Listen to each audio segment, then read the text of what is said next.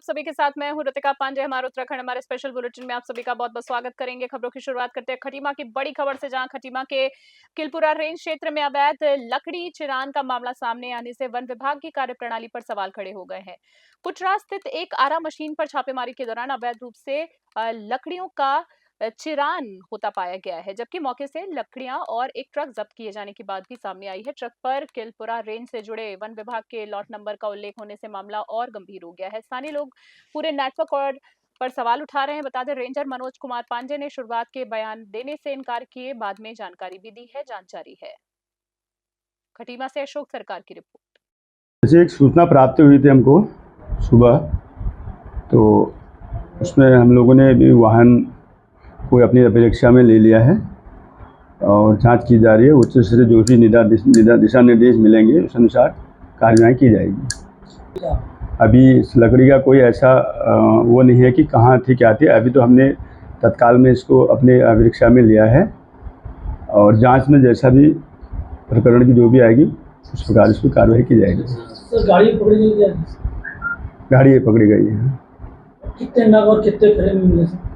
अभी तो उसका जांच चली रही है। जांच पूर्ण होने के बाद ही पता चलेगा कि कितना इसमें माल है। और अगली खबर की बात कर लेते हैं, जहां बात करेंगे चमोली से। खबर देखेंगे, पुलिस कार्रवाई पर सवाल उठ चुके हैं। जी हां, पूरा मामला जाने। पुलिस की बात करें तो चमोली के कर्णप्रयाग में सिख श्रद्धालुओं और स्थानीय लोगों के बीच हुए विवाद की जांच अब हरिद्वार पुलिस करेगी। पुलिस मुख्यालय ने बड़ा फैसला लेते हुए दोनों दर्ज मामलों को चमोली से ट्रांसफर कर दिया है। 16 जून को हुई मारपीट की घटना के बाद 2 मुकदमे दर्ज हुए थे। जांच की निगरानी एसएसपी नवनीत सिंह भुल्लर करेंगे, जबकि पुलिस के आचरण से जुड़े आरोपों की जांच डीआईजी यशवंत सिंह चौहान को सौंपी गई है, जो 2 सप्ताह में रिपोर्ट देंगे। आईजी राजीव स्वरूप ने कहा है कि निष्पक्ष जांच सुनिश्चित की जाएगी और 4 धाम यात्रा सुरक्षित है। और एक बार फिर से खबर चमोली से देखेंगे, जहां बात करेंगे चमोली से। खबर आ रही है, चमोली जिले के जेठुलाबार जुंगी गांव में 40 वर्ष बाद आयोजित हो रही नैनी देवी देवरा यात्रा की तैयारियां शुरू हो गई हैं। सोमवार को नंदप्रयाग के बांसवाड़ा में पारंपरिक मास न्योतने का अनुष्ठान विधि विधान से संपन्न हुआ है। नैनी देवी मंदिर में पूजा अर्चना के बाद भूमियाल देवता और नैनी देवी के पशवा अवतारित हुए तथा श्रद्धालुओं का आशीर्वाद दिया। इस दौरान नैनी की यात्रा पत्रिका का विमोचन भी किया गया। बांस पूजन के बाद चिन्हित 5 बांस सम्मान पूर्वक डुंगरी लाए गए। देर शाम नारायण बगड़ में ब्लॉक प्रमुख गणेश चंदोला ने यात्रियों का स्वागत कर दक्षिणा देकर विदा किया है। चमोली से सुरेंद्र धनित्रा की विशेष रिपोर्ट। खटीमा से खबर देखेंगे हम अगली, जहां बात करेंगे खटीमा में भारतीय किसान यूनियन के अमेरिका से कृषि और डेयरी उत्पादों के संभावित व्यापार समझौते का विरोध करते हुए उप जिलाधिकारी कार्यालय में ज्ञापन सौंपा गया।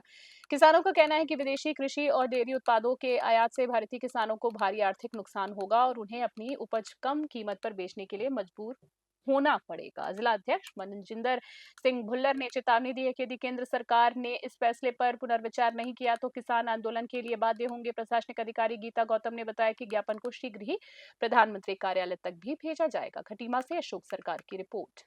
ये किसान यूनियन की तरफ से एक ज्ञापन दिया गया है।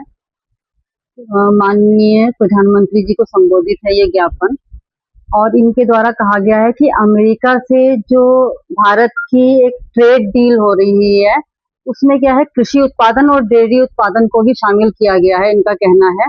तो इसको निरस्त करने के संबंध में इनके द्वारा ज्ञापन दिया गया है, जो हमारे स्तर से प्रेषित कर दिया जाएगा डीएम साहब के माध्यम से। शासन होते हुए फिर ये प्रधानमंत्री जी को प्रेषित कर दिया जाएगा।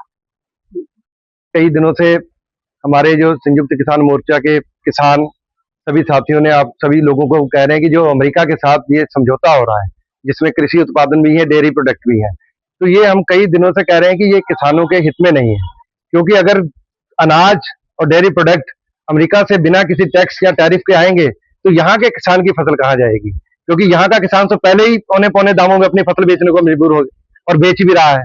और किसान, आपको पता है कि इस समय जो हालात है उसकी, तभी वो यूरिया की लाइन में लगा खड़ा है, उसको यूरिया पर्याप्त नहीं मिल रही है।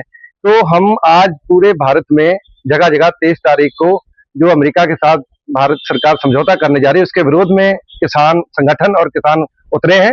इनका कहना है ये जो समझौता है ये रद्द होना चाहिए। इसमें किसान का जो कृषि और जो डेयरी प्रोडक्ट है वो उसको बाहर रखा जाए और किसानों के हितों की अनदेखी ना की जाए। और ये जो साइन हो रहे हैं ये किसानों के डेथ वारंट पे साइन हो रहे हैं। किसान साथियों से भी मैं निवेदन करना चाहता हूं कि जिस प्रकार आपने उस समय घरों से निकलकर तीनों कृषि कानून वापस करवाए थे, ऐसे ही आपको इस आंदोलन में निकलना पड़ेगा। जब तक आप घर से बाहर नहीं निकलेंगे तब तक ये ट्रेड डील रद्द नहीं होगी। और हम आज और आगे भी इस ट्रेड डील का पुरजोर विरोध करते रहेंगे, इसको रद्द करवा के मानेंगे। उत्तराखंड बुलेटिन में फिलहाल के लिए इतना ही। बने रहिए न्यूज़ 21 के साथ। नमस्कार।